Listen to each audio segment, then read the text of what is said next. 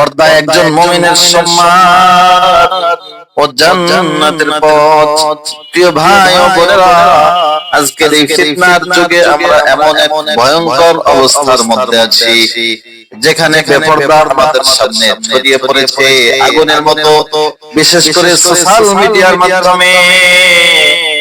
আজ মানুষ লজ্জাকে ভুলে গেছে, হায়াকে ভুলে গেছে।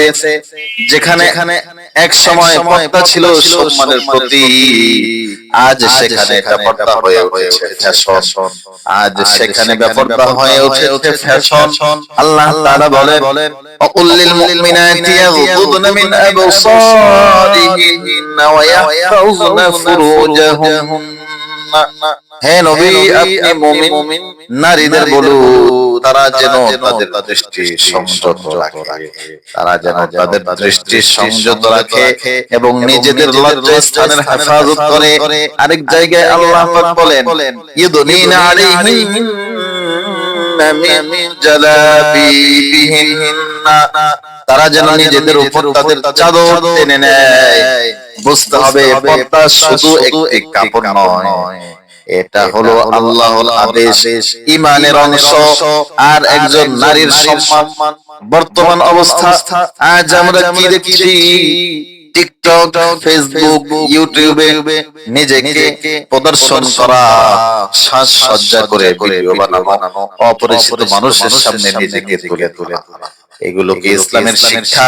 রাসূল সাল্লাল্লাহু আলাইহি ওয়াসাল্লাম বলেছেন, লজ্জা ঈমানের অংশ, লজ্জা ঈমানের অংশ, লজ্জা ঈমানের অংশ। বুখারী মুসলিম শরীফের হাদিস। কিন্তু আজ সেই হায়া কোথায়, সেই লজ্জা কোথায়? বেপরদার ভয়াবহ পরিণতি।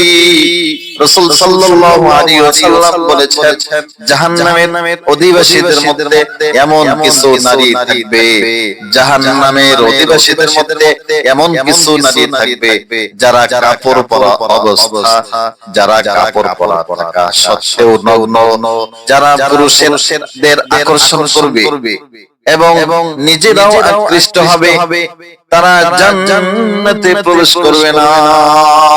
মুসলিম শরীফের হাদিস। আল্লাহু আকবার। ভাবুন তো দেখি, একটি ভিডিও, একটি ছবি, একটি পোস্ট আপনাকে জাহান্নামের দিকে ঠেলে দিতে পারে। পর্দা করলে কি লাভ, কি উপকারিতা? এটি বোন আপনাকে সম্মানিত করে, এটি আপনাকে নিরাপদ রাখে, এটি আল্লাহর সন্তুষ্টি অর্জনের পথ, এটি জান্নাতের দরজা খুলে দেয়। পর্দা মানে বন্দিত্ব নয়, পর্দা মানে সম্মান, মর্যাদা, নিরাপত্তা। শেষে কিছু উপদেশ। প্রিয় বোনেরা, আপনার সৌন্দর্য সবার জন্য নয়, এটা আপনার স্বামী এবং আপনার পরিবারের জন্য। প্রিয় ভাইয়েরা, আপনি আপনার পরিবারকে পর্দার দাওয়াত দিন, কারণ আপনি একজন দায়িত্বশীল অভিভাবক।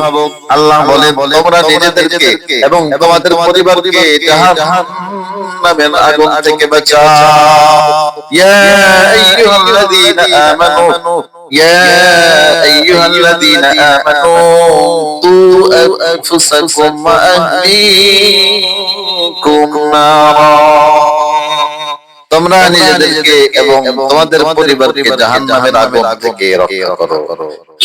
শেষ কথা, আজ যদি আমরা না ফিরি তাহলে কাল হয়তো সুযোগ থাকবে না। আজ যদি আমরা পর্দা না করি, কাল কবর আমাদেরকে ডেকে নেবে। এজন্য বেশি বেশি চেষ্টা ও দোয়া করা দরকার।